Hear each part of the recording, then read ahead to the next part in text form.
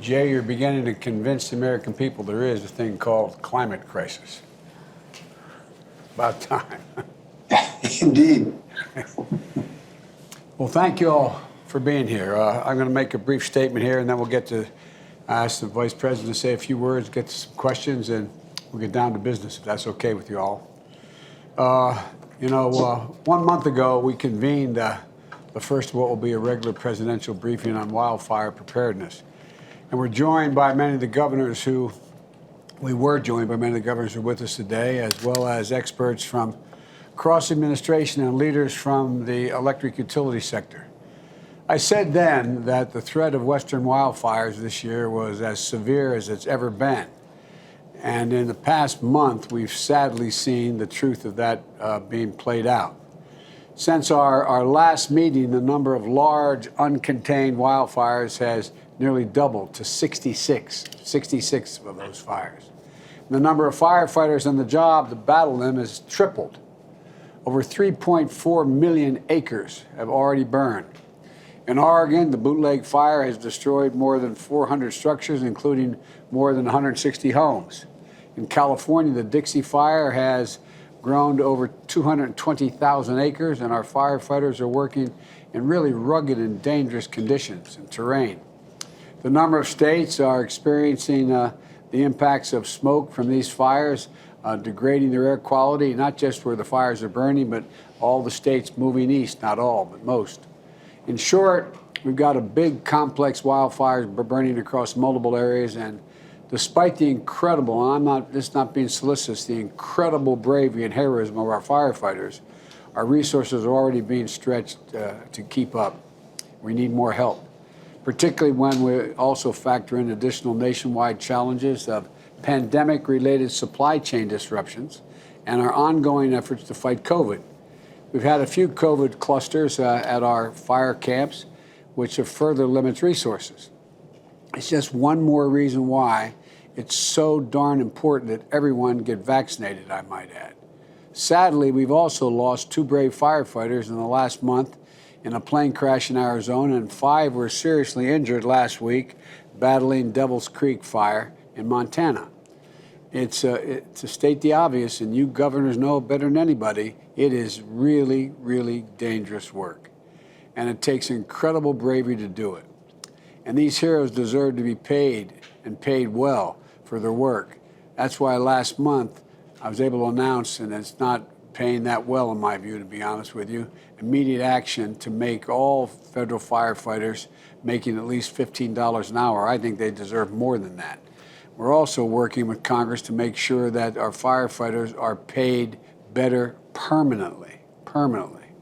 So far, FEMA has approved 20 fire management assistance grants totaling up to $100 million to help states pay for the cost of fighting these fires. We're also working with FEMA and the Defense Logistical Agency to get ahead of this emergency supply chain challenges. And we still have some supply chain challenges relating to hoses and a number of other things. We've tapped additional aircraft from the Department of Defense to aid in the fire detection and firefighting.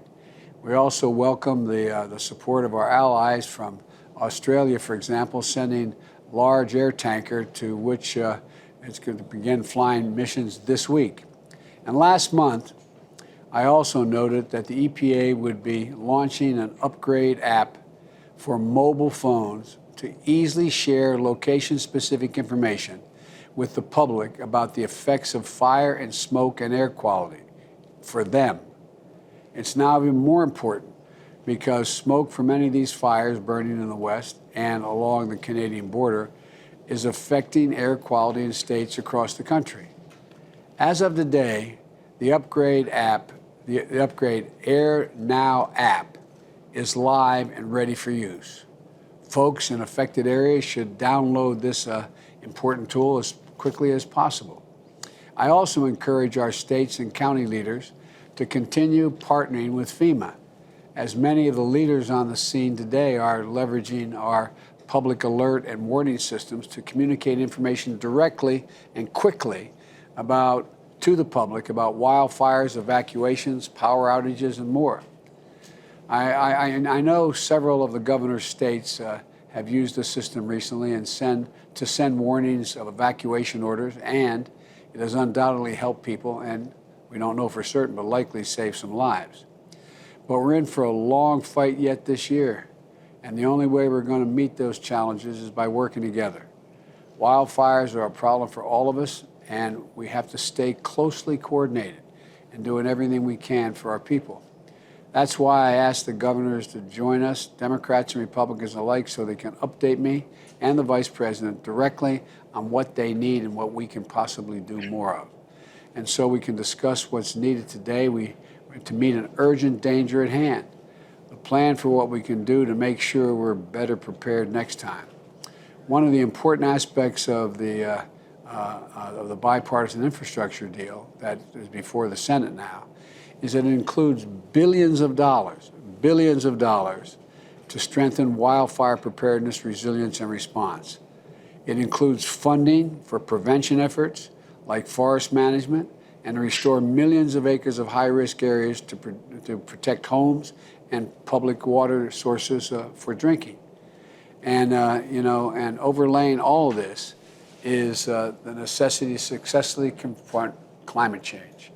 We have some significant changes we're making in these two pieces of legislation that, God willing, will pass in the next month or so. But we can't ignore how the overlapping and intertwined factors of extreme heat, prolonged drought, and supercharged wildfire conditions are affecting the country.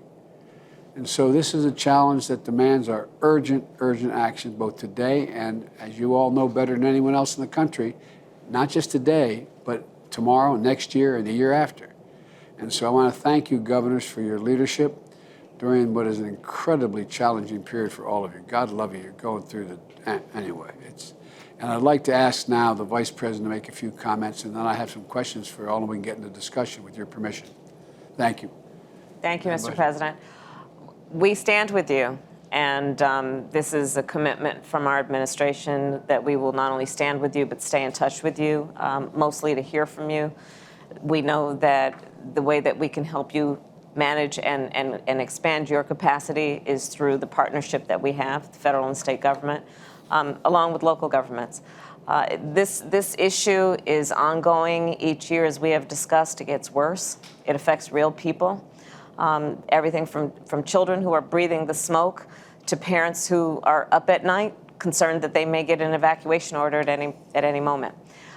So know that we are here to maximize the federal capacity to support the states. I'm in D.C., but of course I'm a California girl, and I care deeply about this. We, as I think I've shared with many of you, our family has been under evacuation orders in the last couple of years, and our folks should not have to fear that they are going to lose their home, everything they have, much less risk their lives in these moments. So thank you all for your courage, for your leadership, and I look forward to staying in touch with you. Thank you. Folks, I asked the staff because I think I've had the great honor of being over the last 15 years in your states and in the wilderness areas and the national parks. And I asked my staff to put together maps exactly where the fires are and the areas they're in and what they're affecting. So I want to start off with you, Governor Gianforte, up in Montana. You have your hands full, man. And looking at the map, all the way from Poverty Flats and Crooked Creek, all the way up into Ruby and Hay Creek and the other end of the state. But the big fires look like they're in Trail Creek and Alder Creek, in those areas that are significant.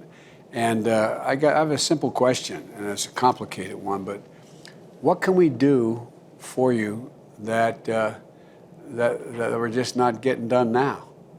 What additional help can we give you now that is not there yet? I mean, cut through all the jargon about all we policy wonks are talking about various programs. Bottom line, what do you need, and can we help? That we haven't. Good morning, Mr. President, Madam Vice President. I want to thank you for the opportunity to join you, and I want to answer your question because there are some things we can do to collaborate and work closer together.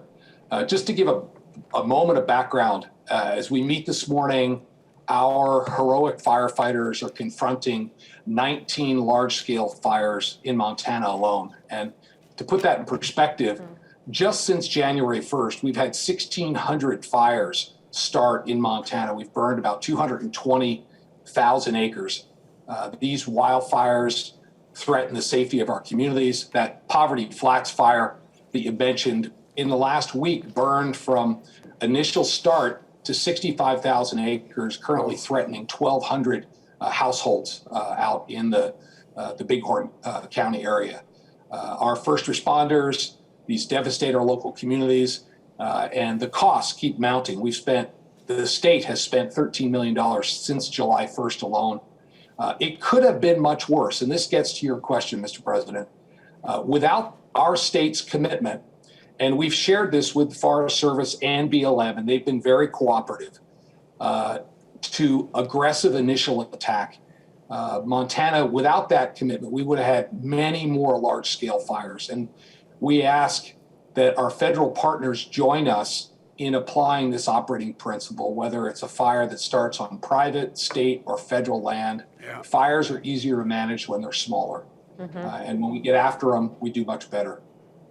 As we continue to confront this wildfire season, we're also focused on addressing Montana's forest health crisis.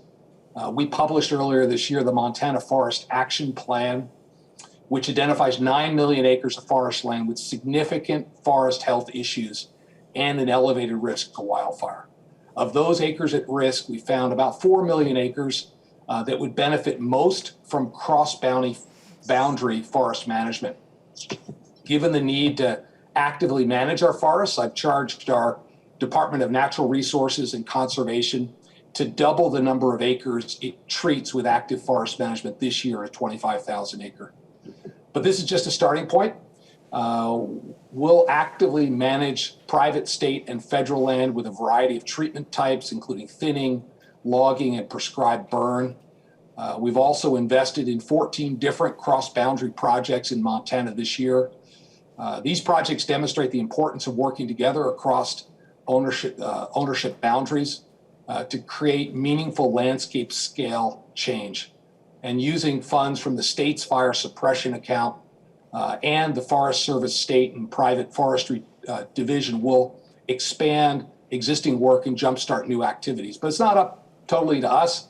We ask that our federal partners join us in doing what needs to be done year-round to reduce the risk of catastrophic wildfires. Of the 9 million acres at high risk, 60% of those are on federal land. This makes tools like the Good Neighbor Authority and stewardship contracting more important than ever. The benefits are really clear.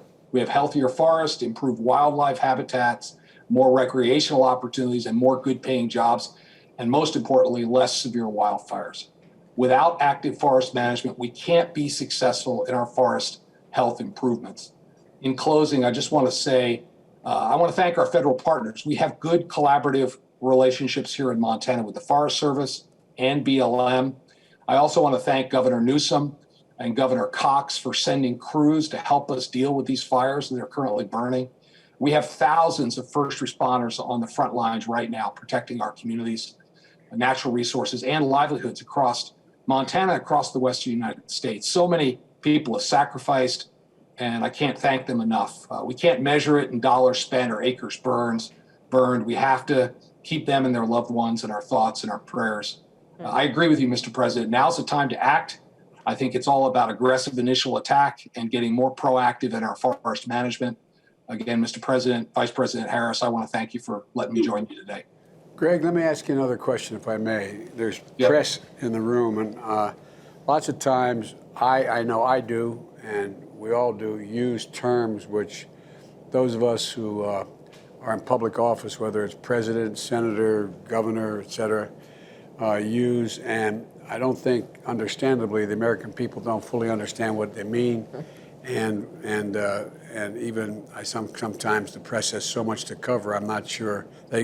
You talked about the Forest Health Plan, and talk about, as I say to my staff all the time in plain English, what's that mean? Explain a little bit what that means. Sure. So we have many forests in Montana that have not had good stewardship. The growth has gotten to the point, I can take you 10 miles west of the state capitol in Helena and show you a federal forest where 90% of the trees are standing dead. They've been killed by beetle and this really creates a tinderbox situation. It reduces habitat, so very little wildlife lives there. And when we get a lightning strike or a campfire out of control, and a fire starts in a forest like that, we put firefighters at risk. They're very hard to control. The state has been very proactive. The state has about 5 million acres.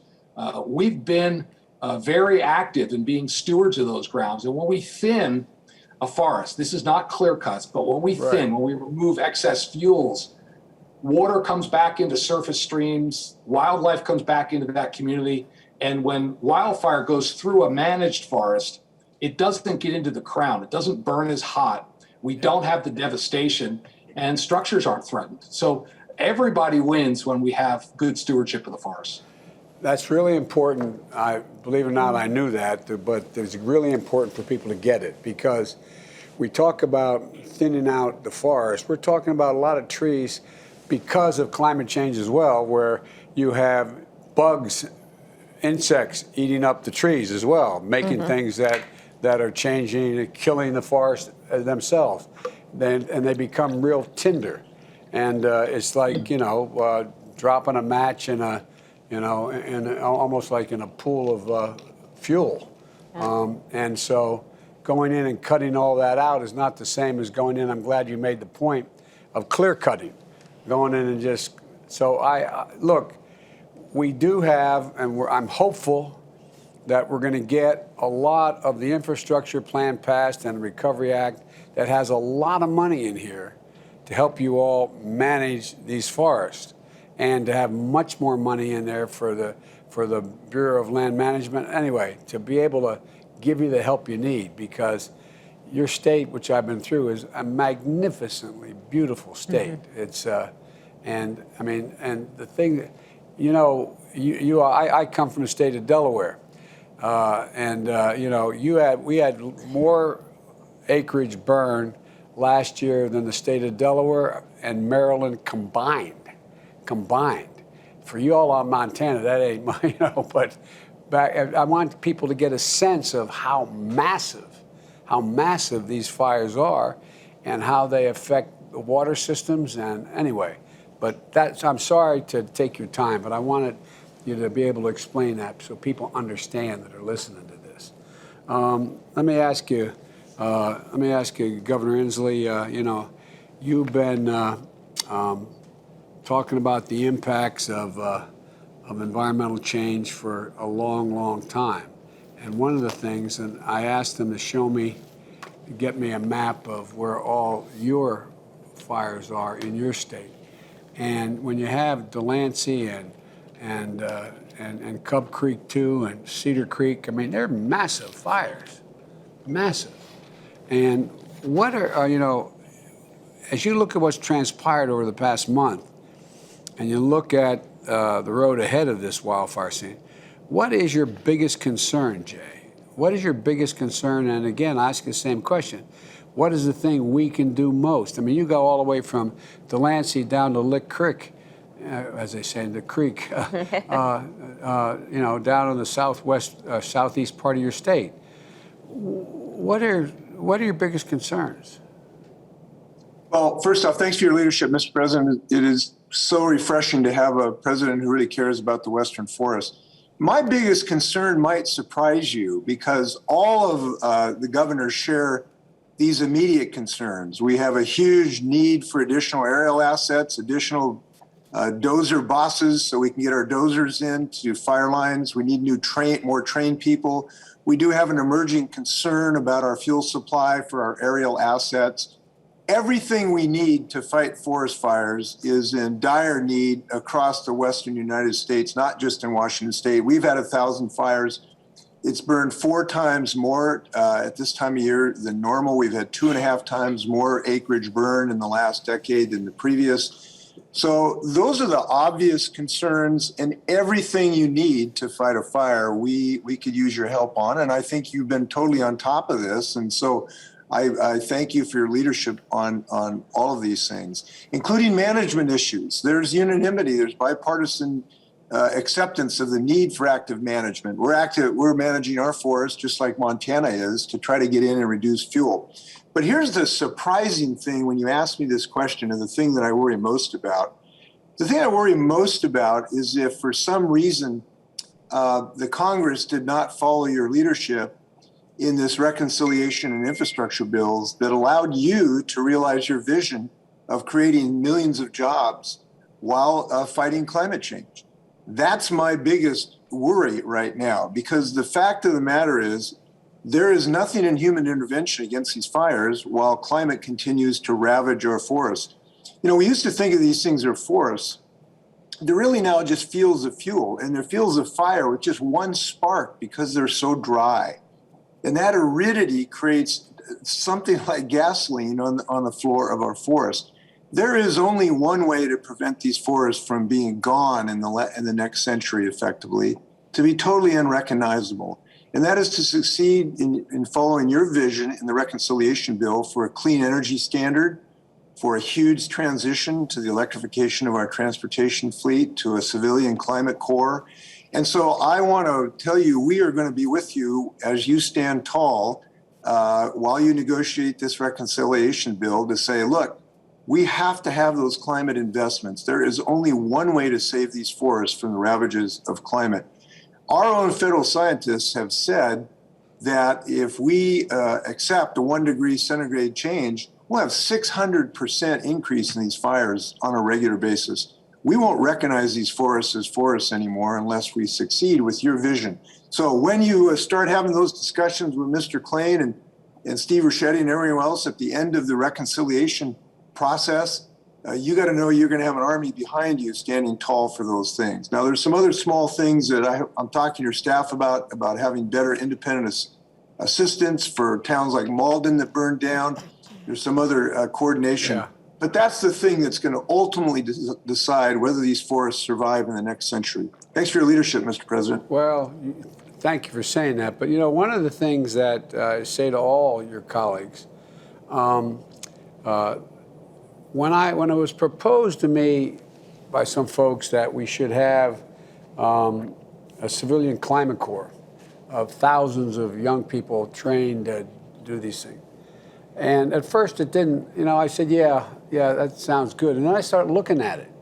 And the truth of it is, it's not fundamentally different in terms of the help it can provide across the board in training a lot of these. I'm talking about thousands of young people getting paid to be trained and trained well for it's not fundamentally different than a civilian corps put together in the Depression that had a different purpose. They were building a building, they were doing a whole range of things. But I just think I'd encourage, and we'll send it to all of you, but all you governors, Democrat, take a look at it and see if you think I may have, as my mother would say, my eyes are bigger than my stomach, that I may have a bigger appetite. But I really think it can be helpful. And again, I say to your colleagues, there's a lot of money in here to be able to deal with your immediate needs as well. Anyway, thanks, Jay. And I know you have this, but I want to get Thank you. More of it to you. Gavin, Governor, I applaud your establishment of the Wildfire Forest Resilience Task Force, which I've learned is co-chaired by your Secretary of Natural Resources. I think it's a great example of being able to coordinate federal, state, local, because this is getting real. This is this needs a lot of coordination. And I understand that PG&E, which provides electric to 17 million of your folks, I understand they recently announced underground 10,000 miles of power lines. Is that true? And what's that going to do to the cost of energy in your state? And I mean, because that's expensive stuff. It's $1 million to $3.5 million a mile to underground in California. Do the math on 10,000 miles. Of course, do the math on decades of neglect. 10,000 miles, drop in the bucket. They have 106,000 miles of distribution line, 25,000 just in high risk fire-prone areas, which will only grow. That's a 10-year commitment. It's important, but want to put it in perspective. Also want to put something else in perspective. Your eyes, Mr. President, are not wider than your stomach. California is proving your theory. Over a year and a half ago, we established the Climate Corps in the state. It's inspiring beyond words. It's also inspired the philanthropic sector. I mean, it's not a joke. It is inspiring when you see it. I mean, it's incredible, I think. But absolutely. And it's the one thing this country needs more than anything else, and that's common experiences. And to focus on the things that bind us together, not just divide us. This transcends politics. We have kids from urban and rural parts of the state across every conceivable difference, and they're advancing together in ways that truly are awe-inspiring. So, Mr. President, that's a vision we can manifest. We're not asserting it, we're proving it. In a small way, you have the opportunity to do it at scale. Look, I just want to briefly, because there's so many of us, quick update. We're blowing past every record, and not in a good way.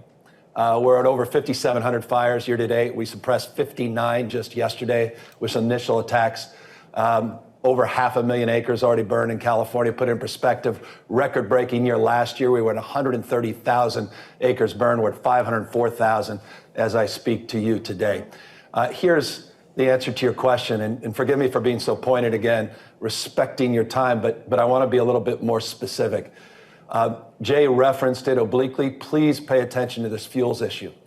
We had to get our National Guard to get some emergency fuel supplies for our aerial fleet a week ago. This is a major issue, and it's not just impacting our aerial suppression strategies on the West Coast. It's increasingly, as you may know, impacting commercial aviation. It is a major issue. Number two, we just simply need more boots on the ground. We can't do without you. About 7,400 people, 7,400 already. We're not in fire season. Fire season in California is late September, October into November. We're in July. We already have 7,400 personnel actively working to suppress fires.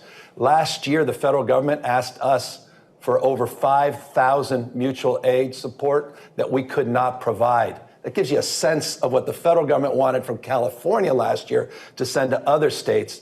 That should give you a sense of how far behind we are with federal support. We have 4 DC-10s, Mr. President, 4. Now, DC-10s aren't the answer to every problem. They don't fly over 35 knots. They have restrictions.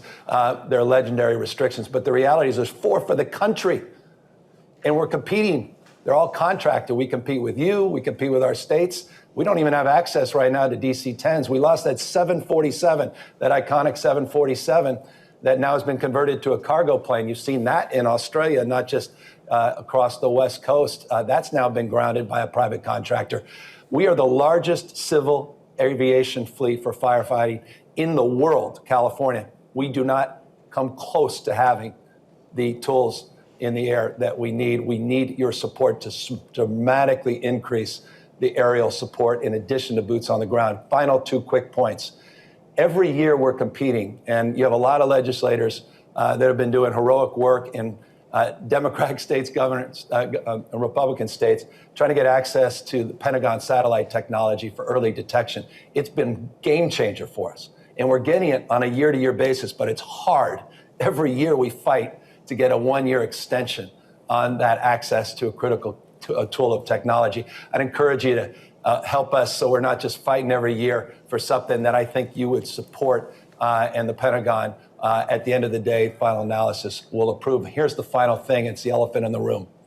I was with Governor Sisolak 2 days ago in his state of Nevada. The reason why is we had a fire that was on federal property. 57% of the forest property in California is federal, just 3% under California jurisdiction, 3%. 57% under U.S. Forest Service. U.S. Forest Service is spectacular. We have deep admiration, respect, but there's a culture that too often is wait and see. We can't afford that any longer. This was a federal fire. They waited, and what we saw is the fire took off because we didn't put enough initial assets. Greg was making an oblique point here. I want to be a little bit more explicit. We need your help to change the culture in terms of the suppression strategies in this climate, literally and figuratively, to be more aggressive on these federal fires. That fire bled into Nevada and obviously impacted not just our 2 states, but deeply impacted the redundancy of this concern that comes out every year around jurisdictions and incident command, and the imperative that we're all on the same page in terms of those initial attack strategies. So forgive me for being long-winded, but I wanted to get those That's why we're doing this. I want to find out what's the greatest concerns you have, and I will, when this meeting is over, I will be on the phone to the Department of Defense and talking about the access to satellite capability. And but I'm looking down the list here. All right, I will follow up with you, Gov, or the Vice President will. She has a mild interest in California, with all the points you just raised, and I do appreciate it. Now I want to get to each one of you, but we're gonna ask the. I think now is the time the press is about to leave the room, if I'm not mistaken. Am I correct? Yeah. And so we can move on. And